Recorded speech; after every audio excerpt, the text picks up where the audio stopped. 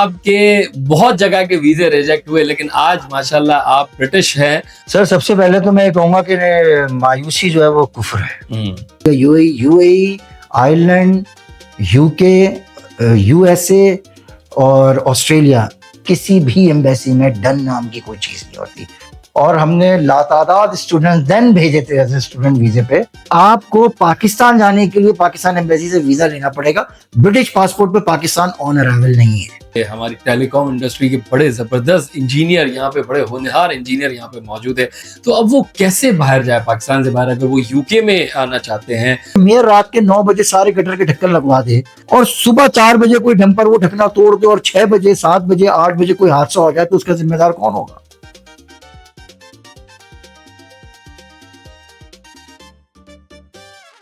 अस्सलाम वालेकुम मौजूद ख़वातीन व हज़रात, मैं हूं आपका होस्ट काशान आलम और आप देख रहे हैं रैक ऑफिशियल।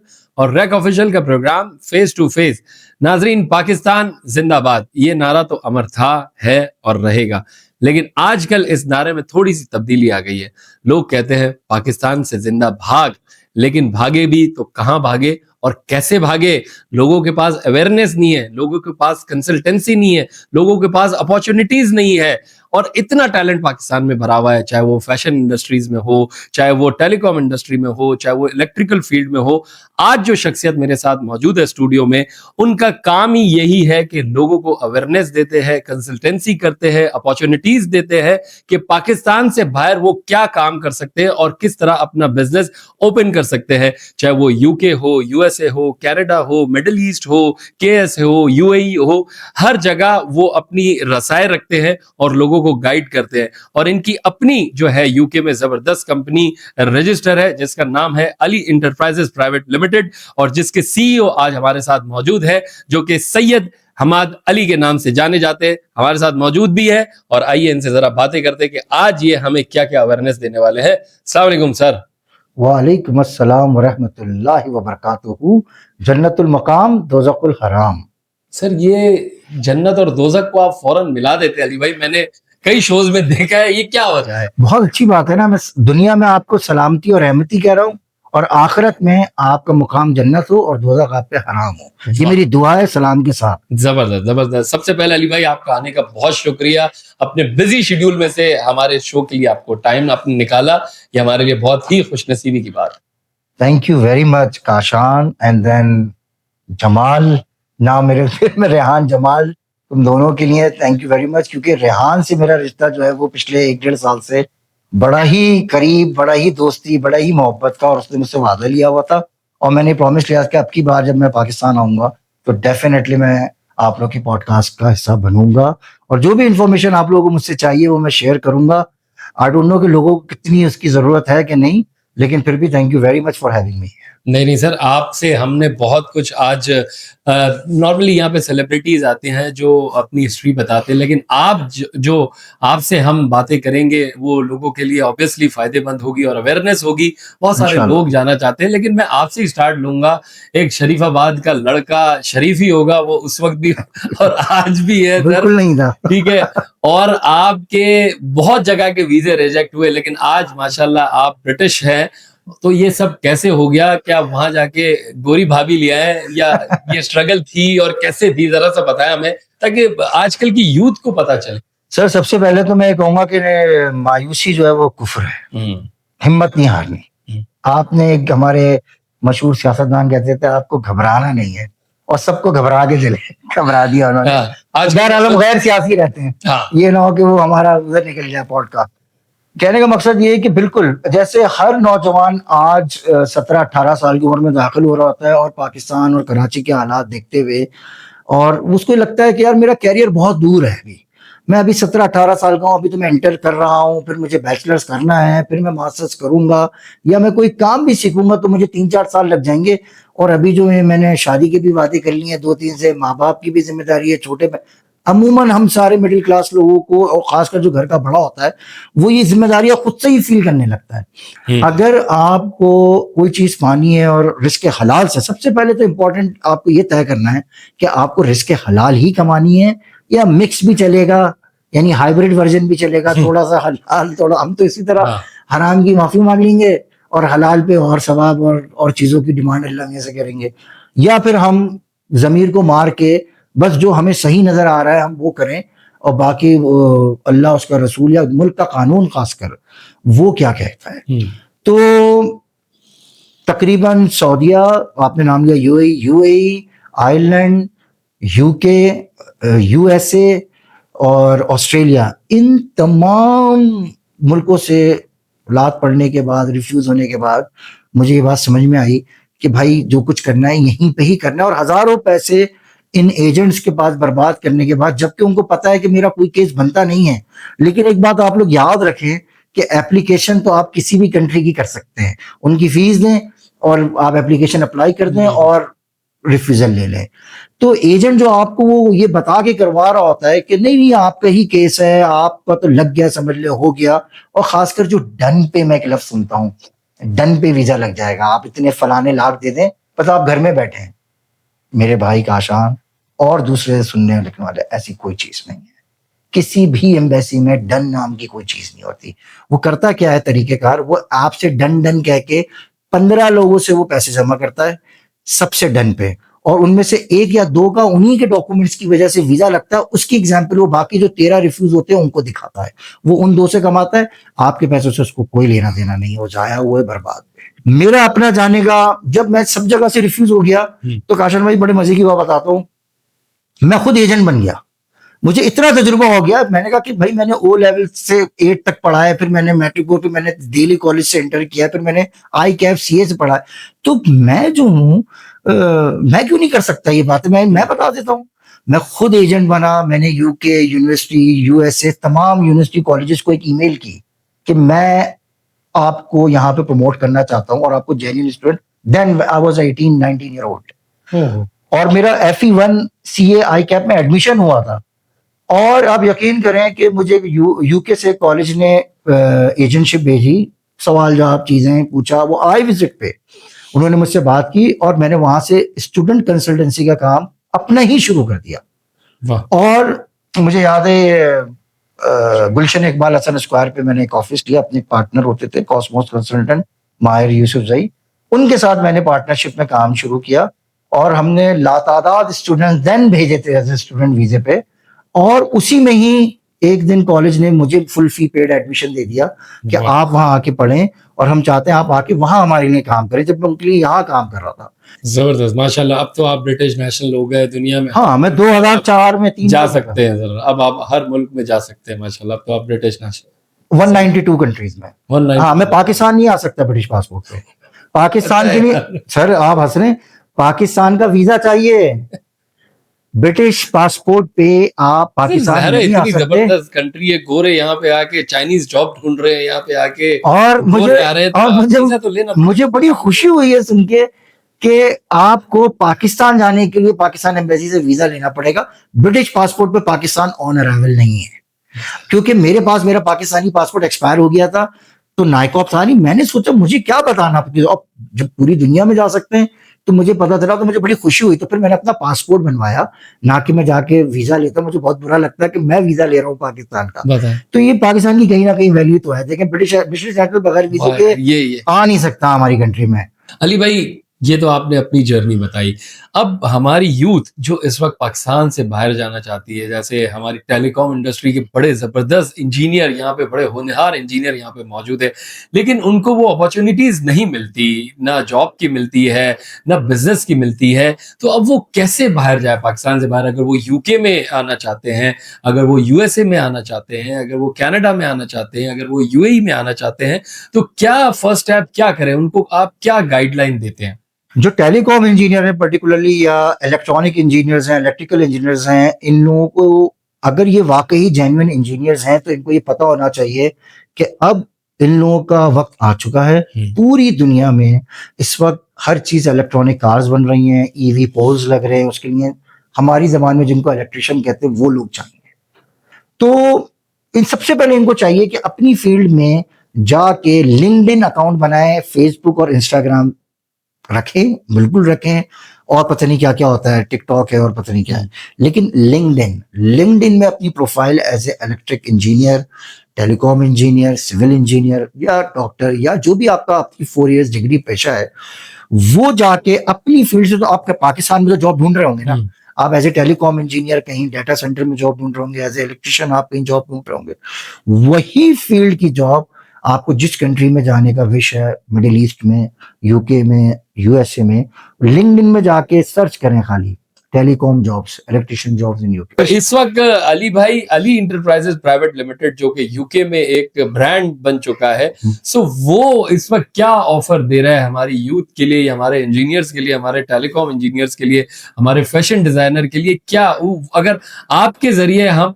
कोई इंजीनियर जाना चाहता है, या आपकी कंपनी में एज केबल इंजीनियर जॉब करना चाहता है, या अगर चाहता है कि अली इंटरप्राइजेज उनको कोई वहां पे बिजनेस जो है पूरा सेटअप करके दे, तो फिर वो क्या तरीकेकार है, आपसे कैसे कांटेक्ट करे और एक क्या प्रोसेस होता है, ये जरा बताएं। तो मैं कहता हूँ काशान, जैसा आपका कोई बिजनेस है यहाँ पे, इतनी आसानी है कि आप यूके में कल वो बिजनेस रजिस्टर्ड करा सकते हैं और उसके ऊपर अपना टैक्स रिटर्न और खुद उसके मार्केटिंग मैनेजर एम्प्लॉय बन जाए। 3 महीने बाद उसी कंपनी का लाइसेंस अप्लाई होता है कि भाई ये बंदा यहाँ आके काम करना चाह रहा है। उसमें कुछ ऑब्वियसली फॉर्मेलिटीज होती हैं, वो इन्वेस्टमेंट का वीजा होता है, बहुत सारी चीजें। लेकिन सबसे ज्यादा तो मैं कह रहा हूँ जिनकी ऑलरेडी एस्टैब्लिश बिजनेसेस हैं यहाँ पे और वो यूके में ब्रांच खोलना चाहते हैं, प्लीज हमसे कांटेक्ट करें। हम हिसाब किताब की बात बाद में करते हैं, पहले आप बताएं आपका बिजनेस कितना बड़ा है। पहली हमारी एक्साइटमेंट ये है कि यार ये रेस्टोरेंट या ये बिजनेस या ये शोरूम या कोई भी XYZ काम है, इनोवेटर वीजा है, यानी वो बिजनेस जो कि यूके में अब तक नहीं हो रहा है और आप कह रहे हैं यार ये आइडिया अगर मैं करूं और ये मैं स्टार्ट कर दूं, और उसका आप पूरा प्लान लिखें, उनको भेज दें। उन्होंने एक्सेप्ट कर लिया, उनके पास कोई 50 कंपनीज हैं उसको एंडोर्स करने के लिए, कोई एक कंपनी कहते कि हाँ यार ये मुझे सही लग रहा है प्लान, ये चल सकता है, उसने एंडोर्स कर दिया, आपको वीजा मिल गया। तो लोगों ना एजेंट पर रिलाय ना करें। अगर इंग्लिश पढ़नी आती है ना, अब तो उर्दू में ट्रांसलेट भी होता है, हर कंपनी की वेबसाइट की वीजा रेगुलेशन पढ़ें। दुबई के चक्कर में लोग बहुत बेवकूफ बन रहे हैं। दुबई का वीजा रिजेक्ट हो रहा है अब तो हमारा, नहीं लग रहा विजिट के लिए कोशिश ही ना करें। विजिट के लिए अनलेस कि आप कोई बहुत बड़े आर्टिस्ट नहीं है या आप कोई सिंगर, उस पर भी 2-2 दफा के हुमायूं का अपना 2 दफा रिव्यूज होने के बाद लगा है और उसकी अपनी एग्जीबिशन थी। सिर्फ वर्क परमिट खुले मिडिल ईस्ट के, वो भी जॉब ऑफर लेटर के साथ, वो प्रॉपर जॉब ऑफर आप वही जैसे यूके में होता है। कहने का मकसद ये कि यार हम जो फ्री फंड की जो सर्विसेज लोगों को देने की कोशिश कर रहे हैं वो ये कि एडवाइस तो दे सकते हैं। अगर आप किसी भी एजेंट किसी भी तरह का वीजा अप्लाई कर रहे हैं तो आप जो है वो, अगर आप श्योर नहीं है, आपसे वो पैसे ज्यादा मांग रहा है, आप प्लीज हमारी टीम से ईमेल, हम आपसे कोई भी पैसा चार्ज नहीं कर रहे हैं। और जहां तक बात उन लोगों की रही जो नाराज हैं कि हमें अभी तक यूके नहीं भेजा, तो आप अपनी सीवीज जो टेलीकॉम इंजीनियर्स है वो हमारे पास सेफ हैं, जॉब आएंगी तो दूंगा ना यार। या चाहते हो कि मैं झूठ बोलूं और फिर आप लोगों से पैसे जमा करूं और नहीं, ऐसा नहीं कर सकता। एक जॉब थी दे दी। मैं दुआ करें कि मेरे पास इतनी अपॉर्चुनिटीज हो कि मैं हर शोबे में हर किसी को जॉब, लेकिन मैं कनेक्ट जरूर करा सकता हूँ। तो अपनी सीवीज दें। ये एक ऐसा प्लेटफॉर्म है अली इंटरप्राइजेस जहां आपको आपका ही जैसा बंदा बैठा हुआ है। जबरदस्त। अली भाई ये मुझे बताएं कि फैशन इंडस्ट्री में भी आप बहुत काम करते हैं, पाकिस्तान के बड़े फैशन डिजाइनर के साथ आपने यूएसए जैसी जगह पे बड़े बड़े एग्जीबिशंस करते हैं, जैसे नोमी अंसारी है, दीपक परवानी है, हुमायूं आलमगीर है, they are the brands of Pakistan in Pakistan fashion industry.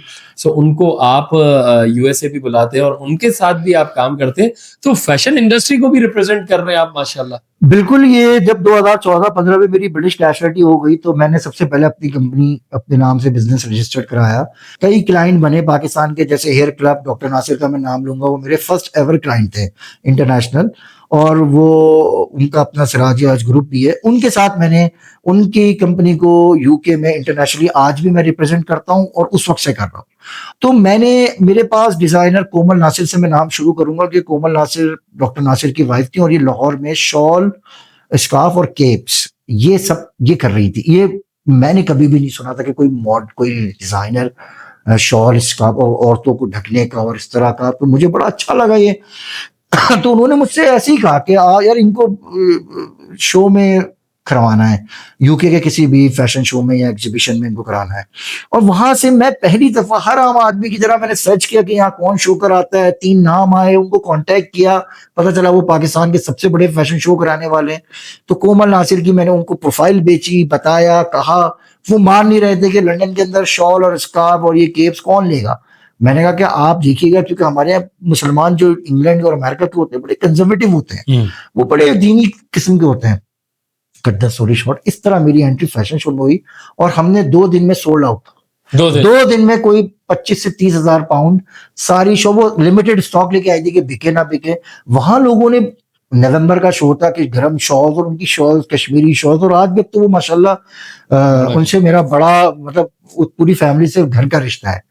मसला ये है कि मेरा क्लाइंट जो है ना, जो मेरा जो बिजनेस वो होता है ना जिसके साथ मैं क्लाइंट करता हूँ, वो मेरा रिलेशनशिप वाला बन जाता है, वो बिजनेस वाला चलता नहीं है। लेकिन बड़ी ईमानदारी से हमारी एक परसेंटेज तय हुई कि भाई ये सर्टेन परसेंटेज में डिस्क्लोज नहीं करना चाह रहा, वो जो परसेंटेज मुझे आज तक मिलती है वो दुनिया में कहीं पे भी शो करें वो ईमानदारी से कि अली अमेरिका में हुआ था, ये हुआ था, ये हुआ था। और इस तरह मुझे लगा कि यार ये तो बहुत सारे मेरे पास लोग हैं डिजाइनर।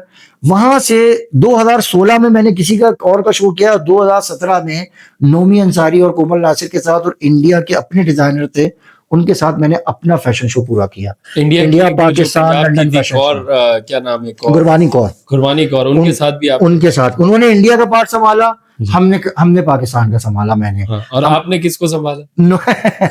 मैंने अपने काम को संभाला। तो अभी तक कौन कौन से फैशन डिजाइनर्स को वहां पे आपने जो है इंट्रोड्यूस करवाया है? बहुत सारे हैं, मतलब जिनके साथ हम लोगों ने कई शोज में साथ शोज किए हैं। जैसे कि मैंने आपको दीपक का नाम, दीपक हमने HSY के साथ शो किया है, HSY, और हमने अदनान अंसारी का 2018-19 में यूके में, और फिर यूएस में अपना होता है।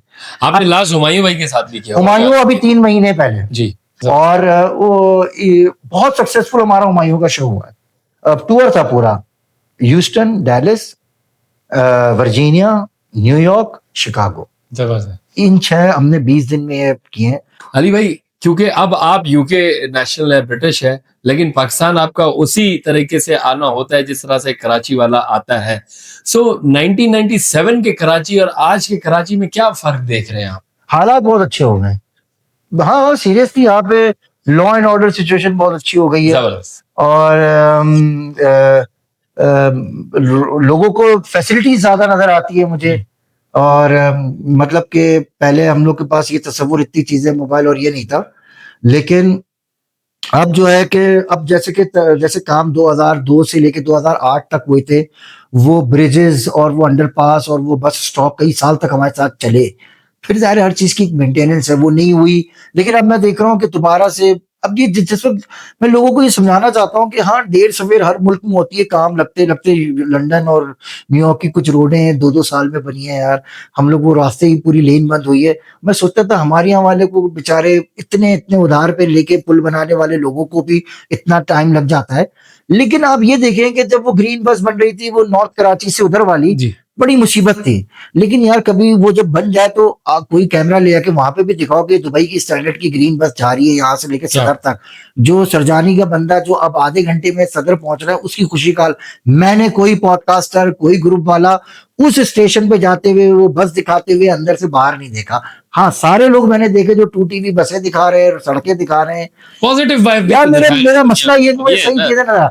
मैंने ये बात क्यों की कि हालात अच्छे हो गए, हो सकता है गालियां पढ़ने से पहले बता दूं कि मेरे बच्चों, मेरे जंजियों, जो तुम लोग देख रहे हो, हम लोग के जमाने में कर्फ्यू लगता था। हम लोग घर से निकलते थे, पट पट पट पट, फायरिंग नहीं, पटाखे नहीं पड़ रहे होते थे, क्लैश ऑफ फायरिंग की आवाजें आ रही होती थी। बोरीबंद लाशें हमें रोज मिलती थी, हमारे घर के ही आगे मिलती थी। मैदान रेलवे ग्राउंड था शरीफाबाद का, वहीं फेंक के जाते थे। मैंने अपने 8 साल की उम्र से देखी है गोलियां और फायरिंग। तो मुझे तो बहुत बम धमाके 99 से लेके 2002 तक बम धमाकों ने भरमार कर दी थी। किसी भी जगह, इमाम बारगाह से निकलो, वहां निकलो, एक धमाका। तो अब तो माशाल्लाह कराची में ना, आप ये देखिए ना क्या क्या चीजें सही हो गई हैं। जो चीजें हमारे और आपकी मेंटेन करने की है ना, वो तो जब तक हम अपनी मेंटेनिंग नहीं करेंगे, हुकूमत कुछ भी कर ले। हुकूमत ने स्टॉप बनाए तो थे, बाईपासेस बनाए तो थे, ब्रिजेस बनाए तो थे, लेकिन अगर हम कचरा वैसे ही फेंकते रहेंगे। यानी कि आप कहने का मकसद ये अली भाई कि हुकूमत के साथ साथ हमें भी बदलना है अपने आप को, ये आप कह सकते हैं? हमें लाजमी बदलना है। हम ही तो, मैं वही बंदा जो हूँ जो लंदन जाके सब फॉलो कर रहा होता है। कानून की सख्ती की वजह से, कानून की वजह से। और फिर जब मैं खुद देखता हूँ कि यार जब सब सही कर रहे हैं तो मैं क्यों ये करूं। हमारे यहाँ तो जहां लिखा होता है पान थूकना मना है, वहीं ऊपर चढ़ के थूकते हैं। यही तो बात है। अब जैसे अगर मेरे घर के बाहर या मेरी ऑफिस के बाहर या मेरी शॉप के बाहर कोई गटर का ढक्कन नहीं है या गंद पड़ा हुआ है या कचरा साफ करा है, तो ये मेरी ड्यूटी बनती है। मैं गवर्नमेंट को बोलूं कि तू आके करा। इस बारे में क्या कहेंगे? यार आप गटर के ढक्कन से तो अभी 2-3 दिन पहले जो दिल खराश एक वाकया है, जी। उस पे बहरहाल हमने बहुत ही ज्यादा अफसोस और जितना भी दुख, बहरहाल अल्लाह पाक ने जिस जिंदगी को जिस तरह लेना है वो उसने बेहतर सोचा हुआ है। लेकिन जाहिर सी बात है इंसान, लेकिन उसमें मैंने कई लोगों के प्रोग्राम देखे, कई लोगों के एंकर वसीम मदामी का भी, वो वसीम मदामी ने जिस तरह मेयर पे, और मैं इससे वो इनकार ही नहीं कर रहा कि कोताहियां गवर्नमेंट लेवल पे हैं, और मैं इसलिए बेहतर बता सकता हूं कि मैंने वो पार्ट भी 22 साल देखा है। तो मेरे घर के आगे कोई डंप करके पूरा घर का बैकयार्ड चला गया इंग्लैंड में। मुझे 2 साल लग गए वो सामान हटाने में। वो पानी भर जाता था, मैं थेम्स वाटर के पास जाता था, वो कहते काउंसिल के पास जाए। तो मेरे लिए लंदन शुरू के 2-3 साल वही रखा, मैंने ईंटें रख के अपने घर से उतर के पलट के जाता था। और 2 साल के बाद वो क्लियर हुआ है, और ये मैं जिम्मेदारी से बोल रहा हूं।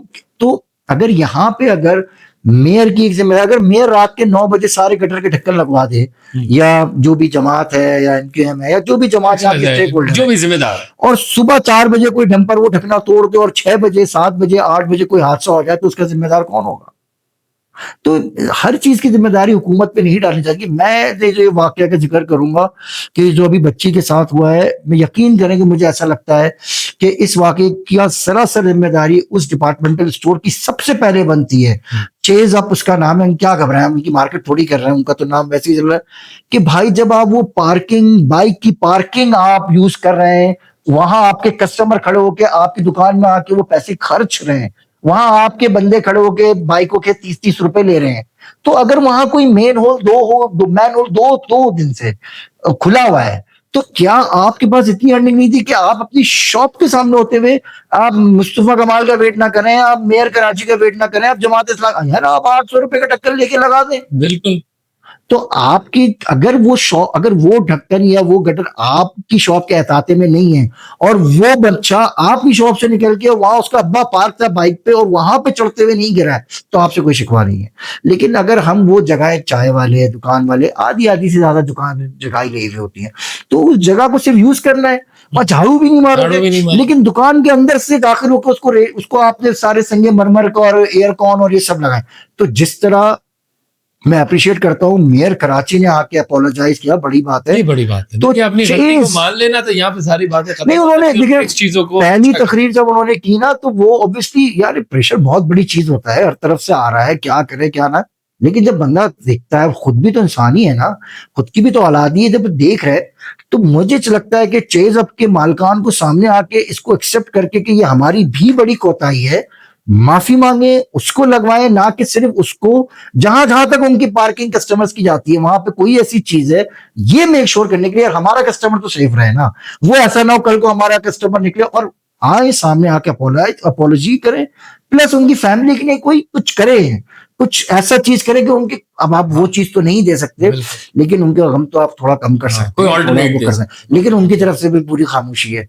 मतलब कहीं ना कहीं पेरेंट्स को अपनी जिम्मेदारी भी पूरी करनी है। 2-3 साल के अब आप लोगों ने देख लिया, 3 साल के बच्चे रोड पे भाग जाते हैं अक्सर में, और आप घर जा रहे बच्चे रोड पे मत जाओ, तो उनके माँ बाप पीछे से आ रहे होते हैं। तो ये मौका नहीं है, लेकिन खुदा रहा जो माँ बाप, खासकर शॉपिंग सेंटर जो रोड पे बने हुए हैं, जो इस जगह से बने, अपने ऐसे बच्चे जिनको अकल नहीं है, वो गोद में ही लेके बाहर निकले, प्रेम में लेके निकले, उनको ऐसा अपने भाई वो भी फास्ट आ सकती है, बिल्कुल बच्चा एकदम भागा था, तो वो तो मेन रोड आपने देखा, वो नीपा का रोड है, वो पुल जा रहा है, वो रोड है। तो सब अपनी जिम्मेदारी, अपने आप को बड़ा काबू में, अपने हवास काबू में रखें, चाहे शॉपिंग, बच्चों पे ध्यान दें। सो अली भाई, लास्ट में आपसे यही कहूंगा कि अपने देखने वालों को, जो स्टूडेंट्स हैं, जो बिजनेसमैन है, जो बाहर मूव होना चाहते हैं, उनको अगर एक लाइन में आपने मशवरा देना हो तो क्या दें? मैं सबसे पहले कहूंगा प्लान करो। जैसे मैंने पहले कहा कि अगर आप स्टूडेंट हैं तो अपनी हैसियत अपनी होगा, क्योंकि कॉलेज से लेके यूनिवर्सिटी तक के एडमिशन मिलते हैं। सबसे पहले अंधाधुंध सिर्फ ये मत करो कि मुझे बाहर जाना है, बाहर जाना है, बाहर जाना है।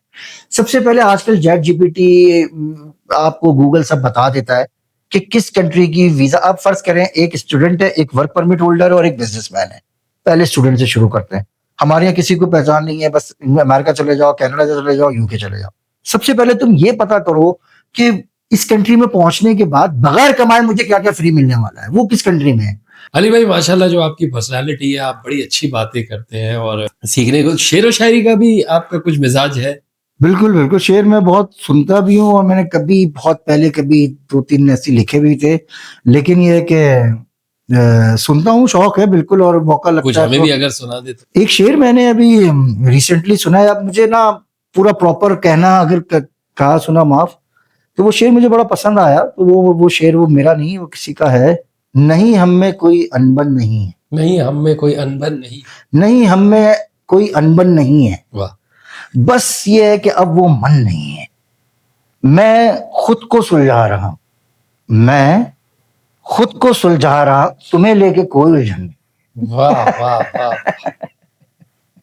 मैं खुद को सुलझा रहा हूं, तुम्हें लेके कोई उलझन नहीं। क्या बात है, क्या बात है सर। इसी शायरी माहौल पे मुझे भी एक शेर हाँ याद आ हाँ गया प्लीज मुकर्रर। कि जाओ चाहे दिल्ली मुंबई आगरा, जाओ चाहे दिल्ली मुंबई आगरा, सबसे अच्छा है हुमायूं आलमगीर का घाघरा। वेरी गुड वेरी गुड, बिल्कुल सर, सही बात है। वैसे हुमायूं का वुमेन स्टॉप बहुत अच्छा है। Sir thank you so much आसान फॉर कमिंग, और आपने अपना कीमती वक्त दिया, बड़ी जबरदस्त बातें समझाई। No problem. और आई होप कि हमारी ऑडियंस जो देखने वाले व्यूवर्स हैं उनको भी इस बात का अंदाजा हो गया होगा कि अगर वो कहीं भी बाहर, पाकिस्तान से बाहर जाना चाहते हैं, आया वो जॉब करने, आया वो बिजनेस करने, तो सबसे बड़ी चीज यही होती है कि उसकी रिसर्च पक्की हो, उसकी इंफॉर्मेशन वो पक्की ले, और हर चीज कंसिस्टेंसी के साथ करें। क्योंकि पाकिस्तान से बाहर जब भी लड़के जाते हैं, यूथ जाते हैं, तो वो यही समझते हैं कि जाते ही वो डॉलर कमाना शुरू हो जाएंगे या पौंड कमाना शुरू हो जाएंगे। तो ये जीती जागती मिसाल है कि उन्होंने 14 साल तक एक जगह जॉब करी है, इसके बाद वो नेशनल हुए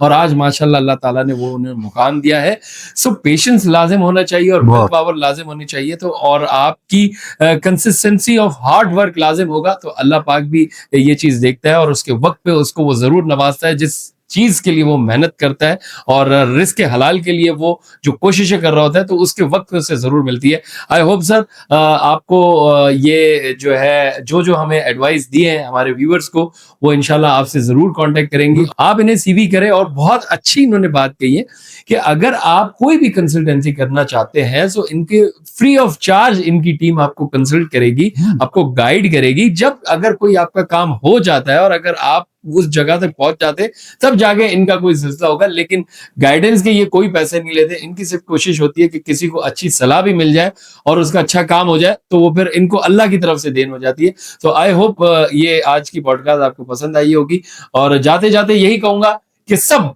दिलों से नफरतों को गायब कर लो और सब मिलके रैक ऑफिशियल को सब्सक्राइब कर लो। पाकिस्तान जिंदाबाद। जज़ाकल्लाह, थैंक यू।